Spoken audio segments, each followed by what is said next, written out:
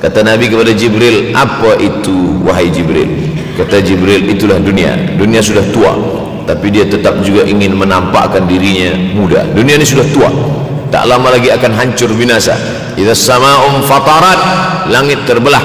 Wa idzal kawakibun tasarat, planet-planet akan hancur berkeping. Wa idzal biharu fujirat, lautan akan meletup naik ke darat, hancur semuanya. Wa idzal quburu bu'athirat, dan kubur akan dibangkitkan. Semua yang ada di dalam tanah ini akan bangkit. Alimat nafsum ma qaddamat wa akharat.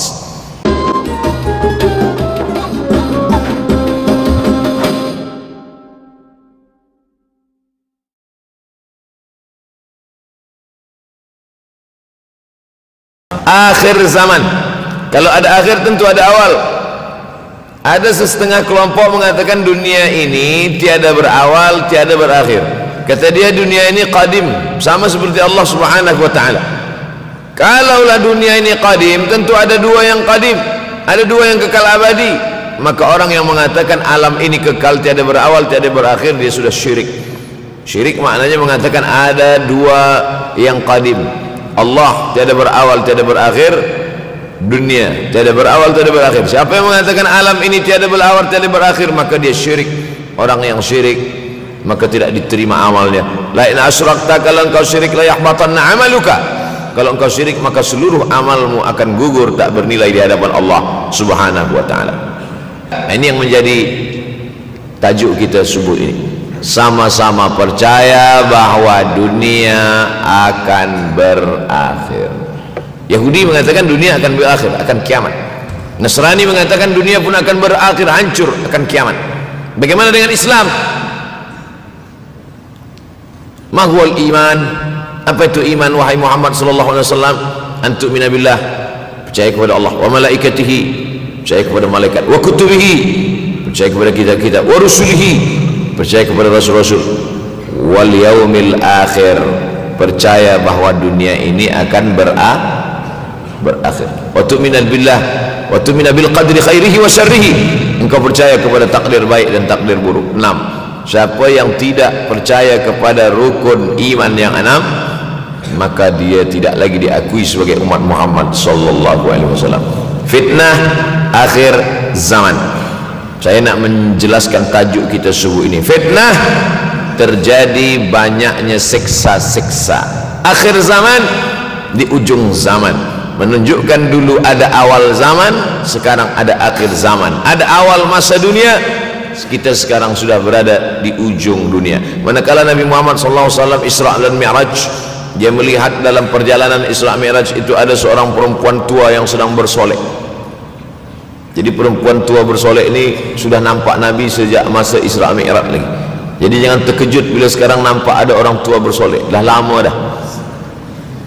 Kata Nabi kepada Jibril, apa itu wahai Jibril? Kata Jibril, itulah dunia. Dunia sudah tua, tapi dia tetap juga ingin menampakkan dirinya muda. Dunia ini sudah tua, tak lama lagi akan hancur binasa. Idza sama'um fatarat, langit terbelah. Wa idzal kawakibun tasarat, planet-planet akan hancur berkeping. Wa idzal biharu fujirat, lautan akan meletup naik ke darat, hancur semuanya. Wa idzal quburu bu'athirat, dan kubur akan dibangkitkan. Semua yang ada di dalam tanah ini akan bangkit. Alimat nafsum ma qaddamat wa akharat. Kenapa tanah ini tidak bergulung? Kenapa tanah ini tidak bergoncang? Kenapa kulit tanah ini tetap stabil? Sebab ada pakunya. Seperti kertas yang ditempel di dinding, datang angin kencang, manakala angin kencang datang, kertas tak bergoyang sebab ada pakunya. Apa paku tanah ini? Surah An-Naba juzuk 30. Wal jibala autada, kami jadikan bukit-bukit, gunung-gunung sebagai autada, pasaknya. Kalau kita membuat kemah, ada tiang, tiang ini bergoncang. Bagaimana supaya tiang ini tidak bergoncang? Pasang pasak-pasak di tepi tiang. Pasak dunia ini adalah bukit-bukit.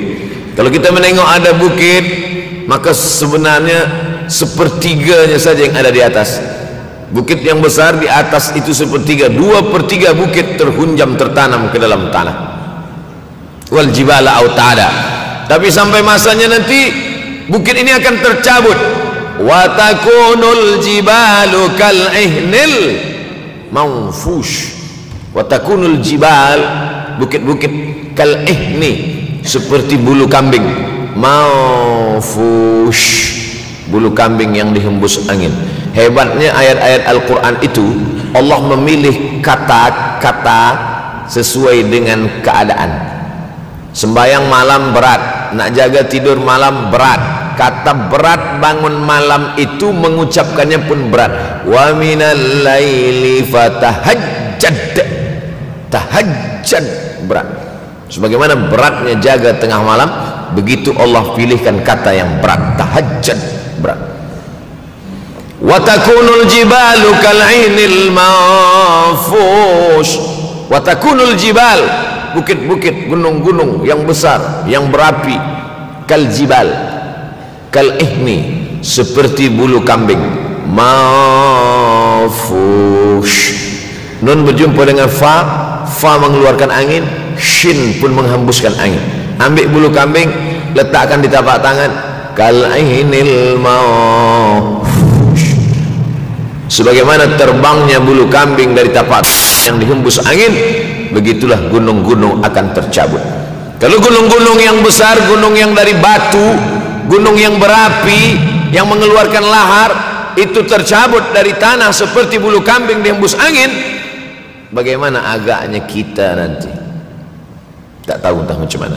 Macam butiran debu-debu, macam butiran tepung yang dihembus angin kencang.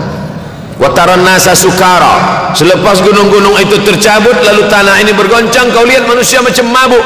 Wataran nasa sukara, kau pandang manusia macam mabuk. Wa mahum bisukara, mereka tidak mabuk. Mereka berjalan bergoncang bukan kerana mabuk, walakin azaballahi syadid, kerana azab Allah itu amat sangat kuat. Oleh sebab itu dianjurkan membaca tafsir juzuk 30. Syekh Muhammad Abduh, tafsir Al-Munir, tafsir Al-Manar yang ditulis oleh muridnya, dia bagi tazkirah saja, dia tak ada menulis, tapi kemudian muridnya Rashid Ridha menulis, itulah dia tafsir Al-Manar. Dia tidak memulai tafsir dari juzuk 1 Al-Baqarah, tapi dia mulakan juzuk 30. Sebab apa?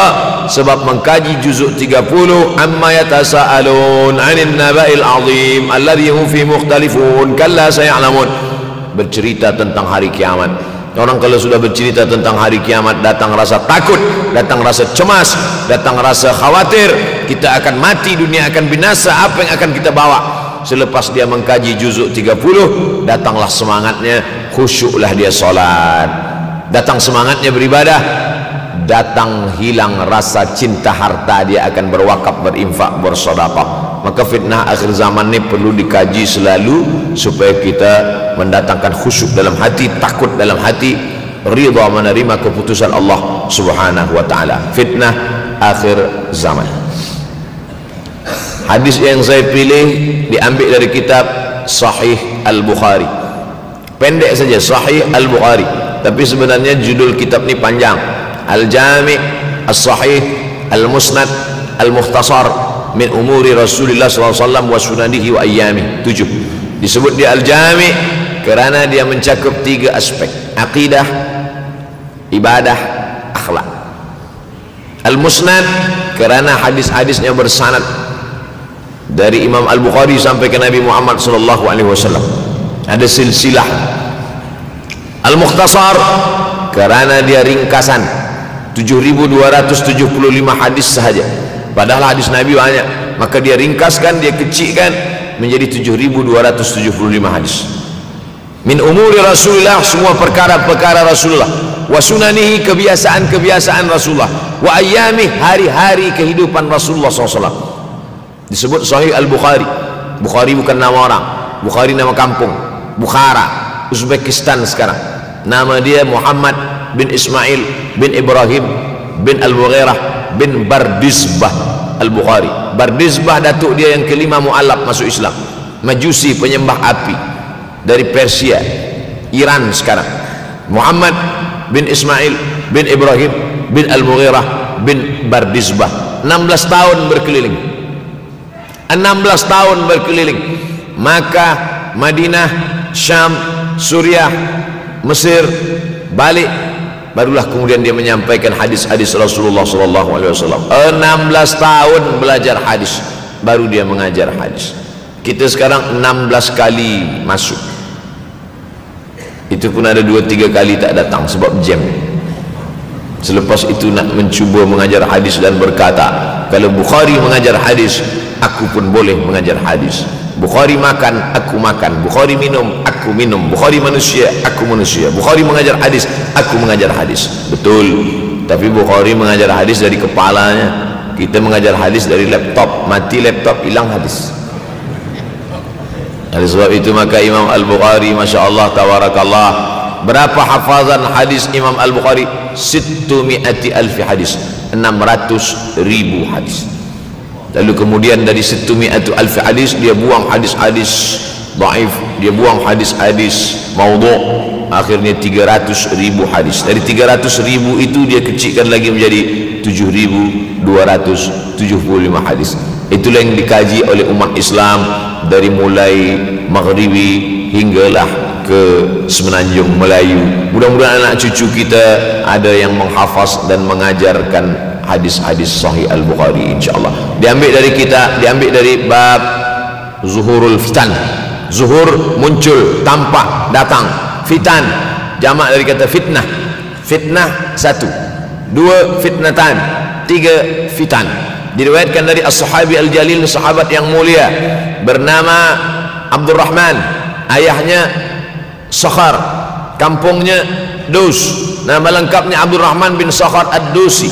Kerana selalu membawa kucing dipanggil Abu Hurairah. Nabi memanggil dia, ya Abahir, wahai bapa kucing. Ya Abahir, wahai engkau orang yang selalu membawa kucing. Hatinya lembut, tak sampai hati dia menengok ada kucing tak makan, dia bagi makan. Abu Hurairah radhiyallahu anhu. Apa kata Abu Hurairah radhiyallahu anhu? Aku mendengar Nabi SAW bersabda, di antara tanda-tanda dekatnya hari kiamat itu adalah, dalam hadis ini ada 5. Yang pertama, yataqarabuz zaman. Zaman, masa, waktu makin pendek, makin singkat, makin tak terasa. Dulu nampak budak-budak, sekarang dah jadi mak budak-budak. Dulu nampaknya lama zaman masa ni, sekarang cepat saja. Dari pagi ke petang, petang ke pagi, pagi ke petang, petang ke pagi. Bahkan sekarang ada pula orang yang tak tahu petang, tak tahu pagi. Pagi tidur, petang tidur. Tak terasa saya ini sudah 8 kali datang ke Kuala Lumpur. Awal-awal sekali 2014, 2015, 16, 17, 18, 19, 20. Sudah kali yang ke-7. Saya datang setahun sekali saja, setiap bulan Februari. Bulan Februari datang, rupanya dah yang ke-7 kali bulan Februari. Ini saya bagi tahu supaya kita semua faham. Saya datang bulan Februari, supaya tak datang balik, datang balik, datang balik, datang balik. Sekali datang dari tarikh 2 hingga 9, pusing, pusing, pusing, pusing, balik. Rupanya sudah kali ke-7, ke-8 kali datang menyampaikan tazkirah. Tak terasa. Dulu saya datang kemari belajar di UKM tahun 2003, sekarang sudah 2020, 17 tahun. Tak terasa. Yataqarabuz zaman. Tanda-tanda kiamat, fitnah akhir zaman sudah dekat adalah yataqarabuz zaman, kata Nabi SAW. Waktu tak terasa. Tak terasa. Tak terasa dah engkau dah datang aja. Tak terasa waktu begitu cepat, engkau sudah datang saja nak menagih hutang. Orang berhutang ni pun rupanya tak terasa juga orang datang. Yang memberi pinjaman pula terasa lama betul. Apakah beza antara 5 minit dulu dengan 5 minit sekarang? Sama. Apakah beza antara 24 hours, 24 jam dulu dengan 24 jam zaman Nabi dengan 24 jam zaman sekarang? Sama. Tak ada beza. Mataharinya sama, bulannya sama, buminya sama. Yang berkeliling mengelilingi matahari sama. Apa yang membuat berbeza? Apa yang membuat zaman itu yataqarabuz zaman? Ada hal-hal yang membuat kita sibuk. Dulu tak ada google.com, dulu tak ada Facebook, dulu tak ada Twitter, dulu tak ada BBM, dulu tak ada Instagram. Sekarang waktu habis.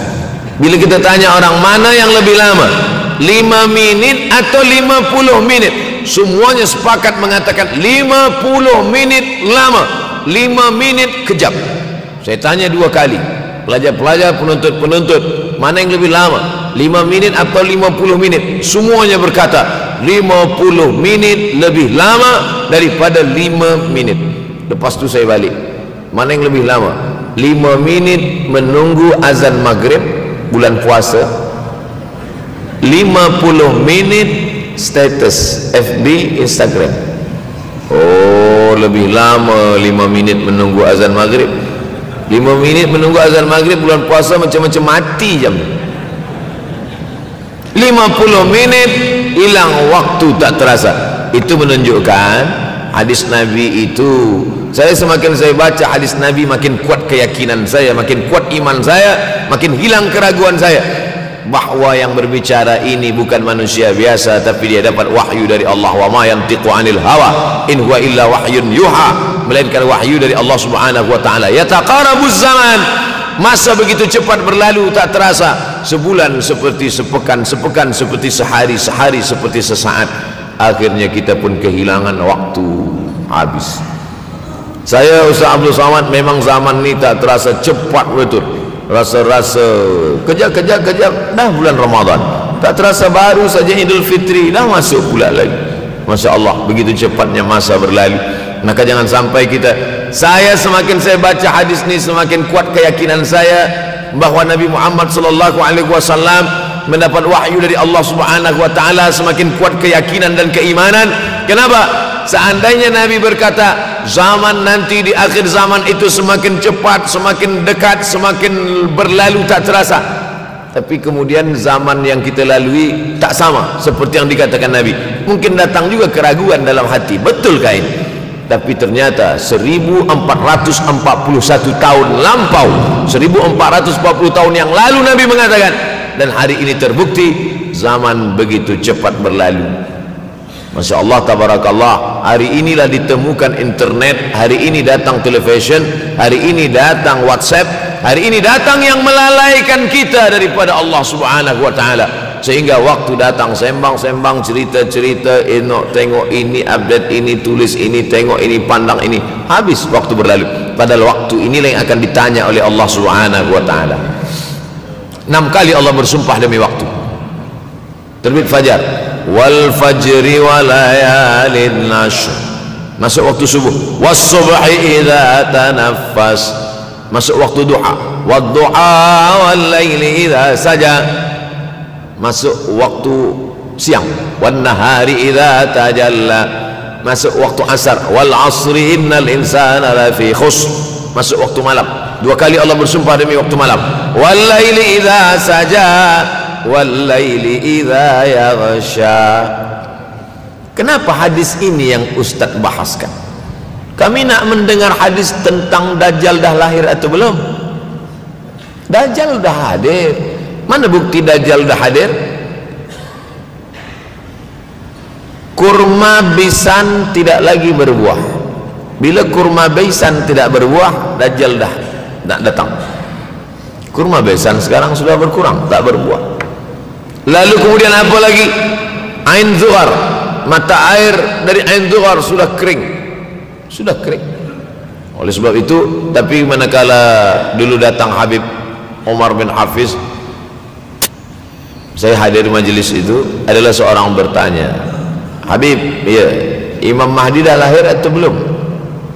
Saya tengok Habib menjawab, sepertinya dia macam tak suka pertanyaan. Kata dia, kita tak perlu mencari-cari dia dah lahir atau belum, kampung dia di mana, dia lahir di hospital mana, dia tak perlu. Yang perlu kita siapkan adalah iman dan takwa pengetahuan kita, supaya kita jangan sampai terkecoh, supaya kita boleh membezakan mana hak, mana batil, mana betul, mana salah, mana lurus, mana bengkok, mana hitam, mana putih. Sehingga dengan istiqomahnya kita beribadah ini, kita boleh membezakan mana Al-Masih yang original, yang asli, mana Al-Masih Ad-Dajjal.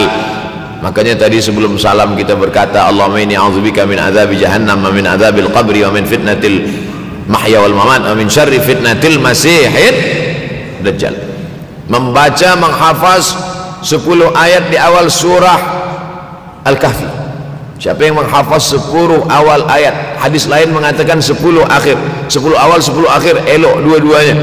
Tapi Masya Allah tabarakallah, anak-anak kita yang pakai jubah, pakai sorban putih ini, daripada tahfiz Quran, mereka tidak hanya menghafaz 10 awal 10 ujung, dari awal sampai ujung dia hafaz 30 juzuk dia hafaz. Mudah-mudahan anak-anak kita penghafaz Al-Quran. Allahumma ja'al abna'ana wa banatina min huffazil Quran wal hafizat. Jadikan anak-anak kami menjadi para penghafaz Al-Quran ya Allah, supaya selamat dia daripada fitnah Al-Masih Ad-Dajjal. Tapi saya pilihkan hadis tentang yang 5 ini. Dengan 5 ini kalau kita amalkan, insya Allah Allah akan selamatkan kita dari fitnah akhir zaman ini. Yang pertama, manfaatkan waktu, kerana waktu di akhir zaman ini yataqarabus zaman, kerana waktu semakin dekat tak terasa hilang berlalu. Maka isilah waktu ini dengan ibadah. Jangan sampai ada waktu yang kosong. Duduk sejenak kosong berselawat, Allahumma salli ala sayyidina Muhammad wa ala ali sayyidina Muhammad, Allahumma salli ala sayyidina Muhammad wa ala ali sayyidina Muhammad. Sempat-sempatkan ambil wuduk solat duha walau 2 rakaat.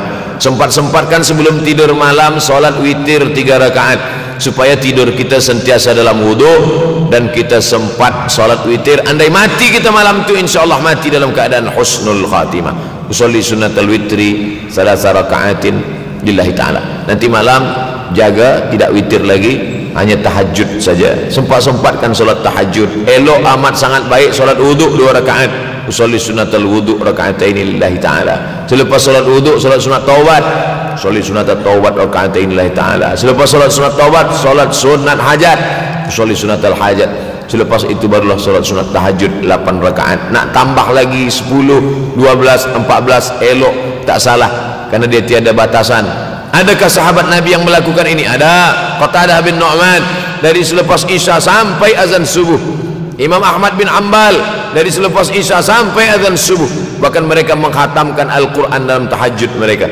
Maka bahkan ada imam yang disebut dengan As-Sajjad, kerana banyak sujud kepada Allah Subhanahu wa ta'ala. Kerana akhir zaman ini godaan begitu besar.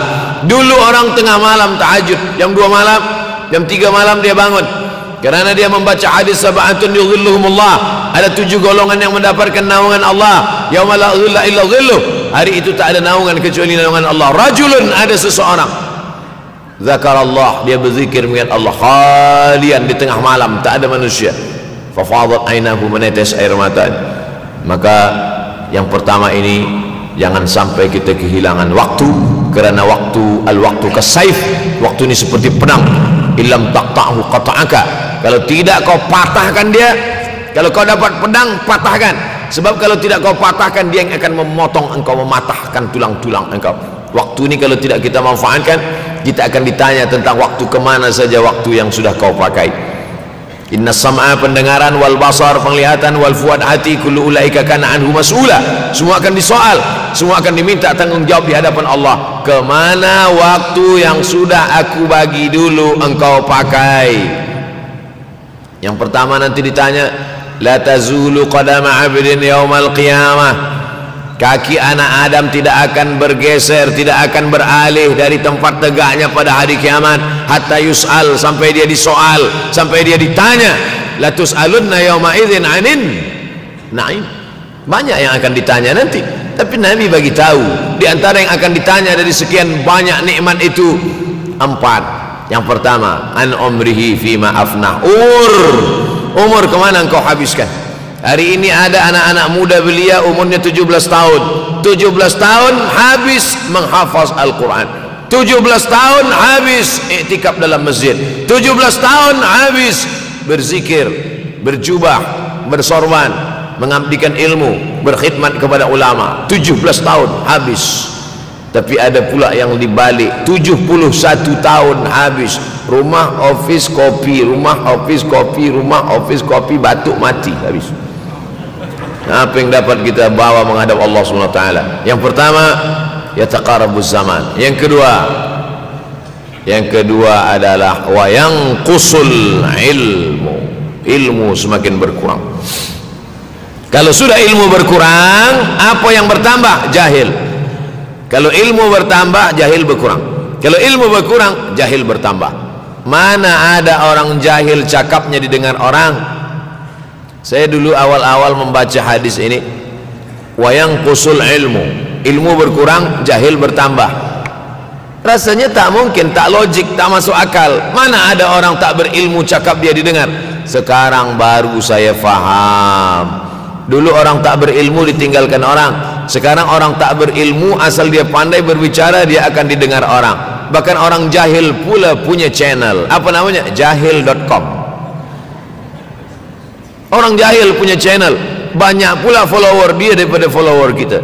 Banyak pula viewer dia daripada viewer kita. Sebab apa? Sebab yang menyaksikan tiada berilmu, yang berbicara tiada ilmu. Oleh sebab itu maka kita galakkan menuntut ilmu di majlis-majlis ilmu.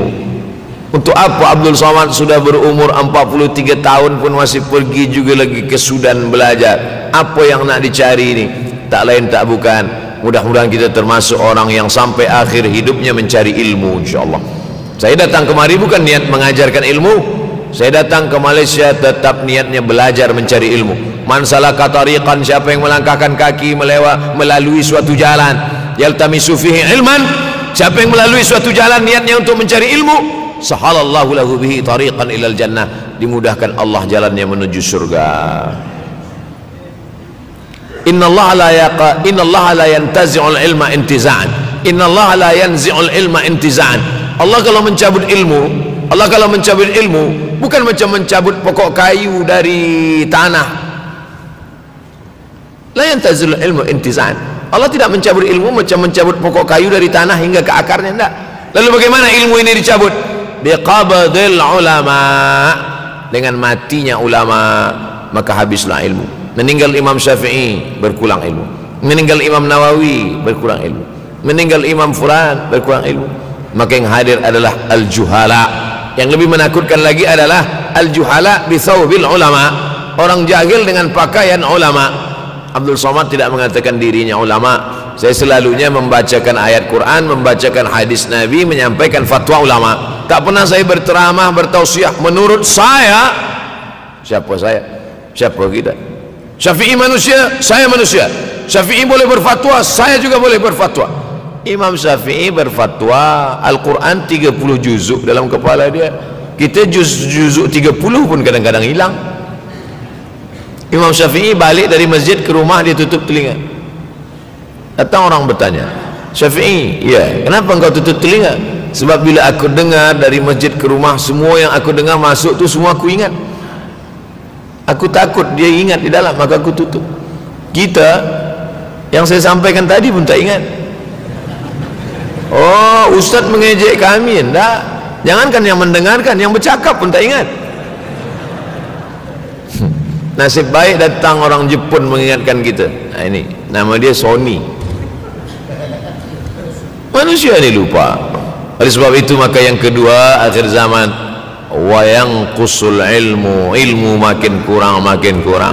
Maka bersyukur anak-anak yang dimasukkan ke rumah tahfiz. Kalau ada rumah tahfiz di kampung biasa, kalau ada rumah tahfiz di desa, dusun biasa, tapi ada tahfiz di tengah kota besar Kuala Lumpur, masih ada lagi rumah tahfiz Quran. Siapa yang mewakafkan rumah tahfiz? Siapa yang memberikan beras? Siapa yang memberikan duit? Siapa yang memberikan belanja? Siapa yang mengirimkan ustaz? Masya Allah, tabarakallah. Maka ini semua mudah-mudahan kita istiqamah semuanya, insyaAllah. Supaya apa? Supaya lahirlah anak-anak kita yang alim, berilmu. Karena ini makin banyak orang jahil, al-ftau bi ghairi ilmin, memberikan tazkirah, fatwa tanpa ilmu. Dhalla wa adalla, dhallu wa adallu, sesat, menyesatkan. Kalau setakat sesat saja, ini sudahlah sesat, menyesatkan. Na'udzubillah. Masuk yang ketiga. Yang ketiga adalah wayang kusul ilmu, setelah habisnya ilmu ini semua dicabut oleh Allah Subhanahu wa taala. Lalu kemudian setelah ilmu dicabut Allah Subhanahu wa taala, wa yulqas syuh, wa may yuqash sin dengan hak kecil, wa may yuqash nafsihi fa ulaika humul muflihun. Siapa yang selamat daripada sifat syuh, itulah orang yang beruntung. Hayya 'alal falah, mari kita menuju keberuntungan, kemenangan. Siapa orang yang menang? Selamat daripada sifat syuh. Ada orang menerjemahkan syuh ini pelit, bakhil. Bakhil ada yang lebih parah daripada bakhil. Syuh, bakhil ini, bakhil tidak ingin memberikan uangnya untuk orang lain. Itu bakhil. Dia ada uang 10 ringgit, uang itu hanya dia makan saja, dia tak mau walaupun setengah sen kepada orang lain.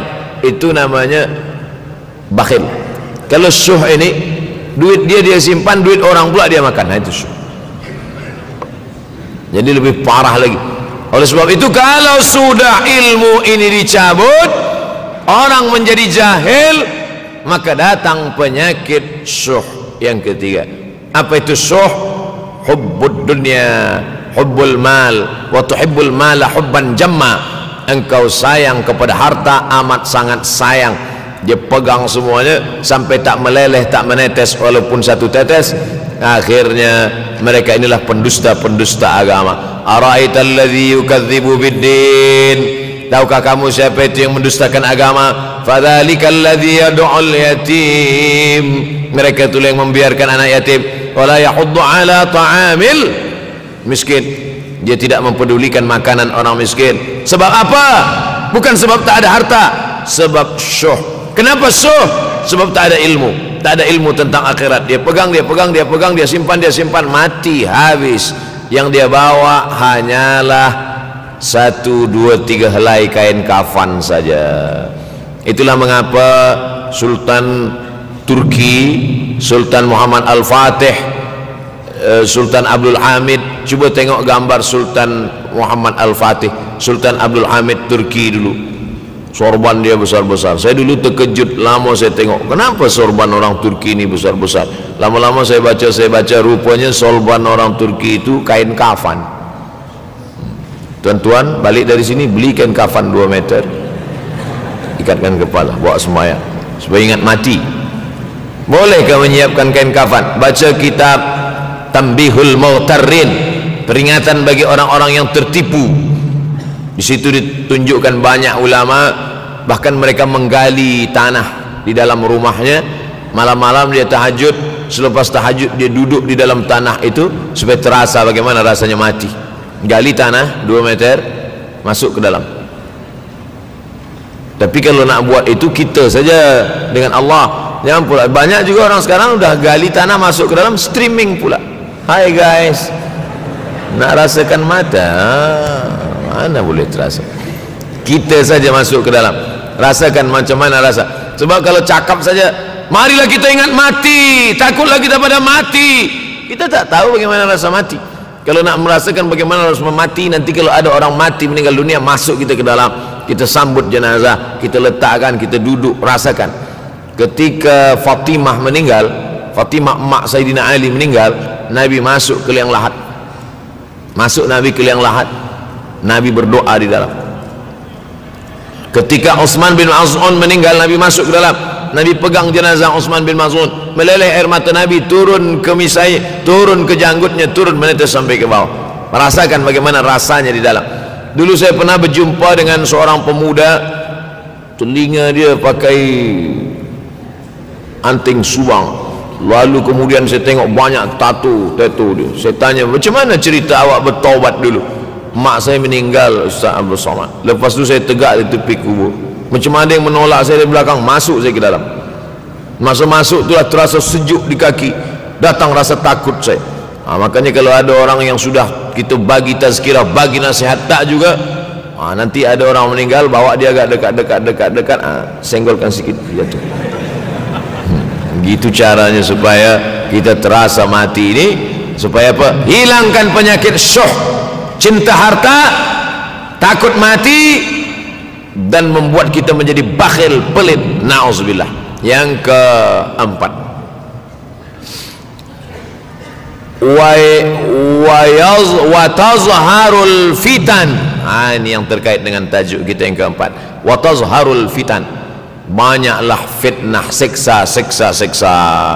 Dulu masa saya kelas 1 madrasah tahun 1990, berkumpullah kami bersama-sama dengan cikgu mengkaji masalah apa? Masalah Bosnia Herzegovina, mengamuk Slobodan Milosevic, menghancurkan umat Islam di Bosnia. Sampai ada yang meminta fatwa kepada Syekh Yusuf Al-Qardawi, bolehkah perempuan yang perempuan Bosnia yang dirogol tentara Serbia hamil, bolehkah dia menggugurkan anaknya? Kata Syekh Yusuf Qardawi, tak boleh. Maka dia biarkan saja anak itu lahir dan dia tidak dianggap berdosa karena ini sudah takdir Allah SWT. Bagaimana mereka dibunuh? Maka makin banyaklah selepas Bosnia datang pula yang terjadi di Rohingya, di Uighur. Umat Islam berkumpullah presiden-presiden negeri Islam di Kuala Lumpur. Erdogan datang, kumpul semuanya membahas bagaimana nak menolong Muslim Uighur. Rupanya umat Islam pun tak sanggup nak menolong. Apa yang boleh dilakukan di Uighur? Berdoalah umat Islam. Rupanya Allah kalau mau menolong mudah saja. Mudah saja Allah menolong. Tidak datang rudal skat, tidak datang tentera, tidak datang senjata, cukup datang corona, selesai. Allah Subhanahu wa taala, wa makaru wa makarallah. Mereka membuat tipu daya, Allah balas dengan tipu daya yang lain. In tansurullah, kalau kau tolong, ittaqu da'watal mazlum, takutlah kamu terhadap doa orang-orang yang teraniaya. Fa innahu laisa bainahu wa bainallahi hijab, karena di antara dia dengan Allah tak ada hijab sama sekali. Wa yakthurul wa tazharul fitan, banyaklah fitnah.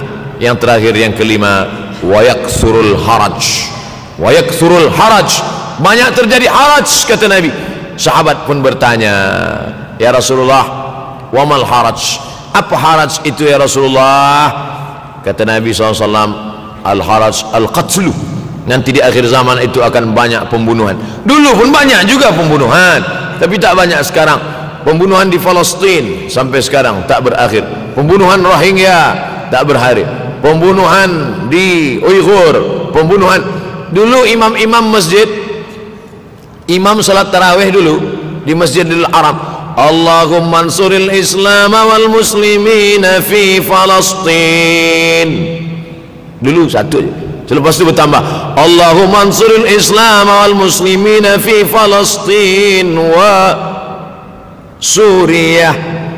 Selepas itu bertambah lagi, Allahumma ansuril Islam wal muslimina fi Palestin wa Suriah wal Yaman. Selepas itu bertambah wa Uighur wa, akhirnya wa fi kulli makan. Semakin bertambah. Oleh sebab itu maka ini di antara fitnah akhir zaman. Man lam yahtam bi amril muslimin falaysa minhum. Selepas kita kaji hadis ini, apa tujuan kita? Tujuan kita semakin menguatkan keyakinan, banyak-banyak beribadah, nasihatkan anak menantu, sahabat, jiran, tetangga supaya semakin istiqamah menjalankan syariat, rajin-rajin solat berjamaah, banyak-banyak berzikir, hatamkan Al-Quran, banyak-banyak berinfak, banyak-banyak bersedekah. Andai mati kita, insyaallah mati dalam keadaan husnul. Allahu biha, ya Allah biha, ya Allah bihusnil khatimah. فيا أيها الرجل منه شفاعة صلوا عليه وسلموا تسليما.